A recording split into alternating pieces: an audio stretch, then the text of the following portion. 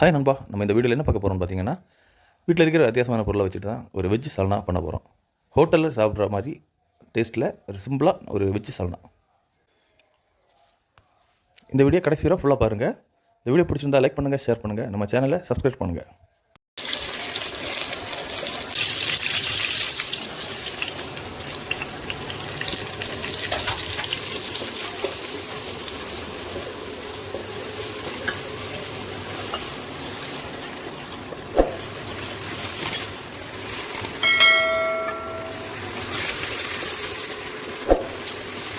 Ready.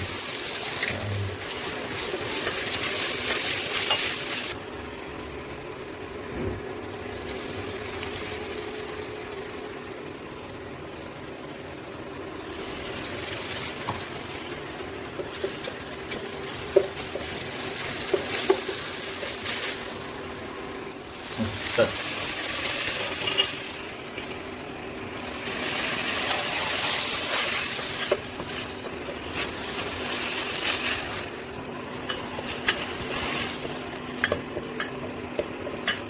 இருங்க veg kurma செய்யறதுக்கான எப்படி செய்யறோம்னா எண்ணெய் ஊற்றி வெங்காயம் தக்காளி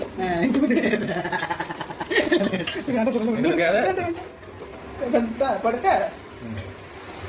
உருளைக்கிழங்கு பேஸ்ட் ஆக்கி கட்டிக்கணும். வீடியோவில் காட்டினாலே தெரியும்.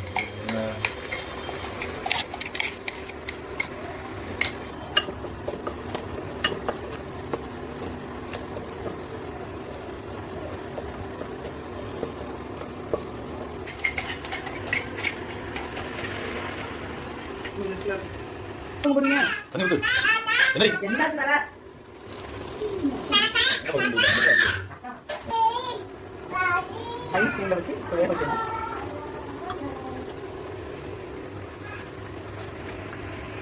நல்லா கொதிஞ்சு வரும்பொழுது இது நல்லா கொதிஞ்சு வரும்பொழுது இதுக்கான பொடியை சேர்த்துட வேண்டியதுதான்.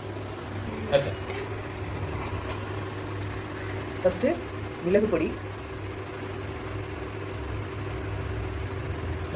சில்லி பொடி, கரம் மசாலா பொடி, சிக்கன் பொடி மூணையும் போட்டு கலக்கிக்கணும்.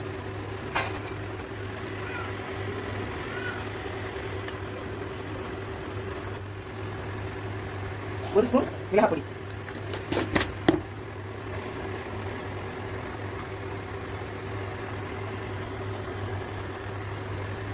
கொஞ்சமா மஞ்சள் தூள்,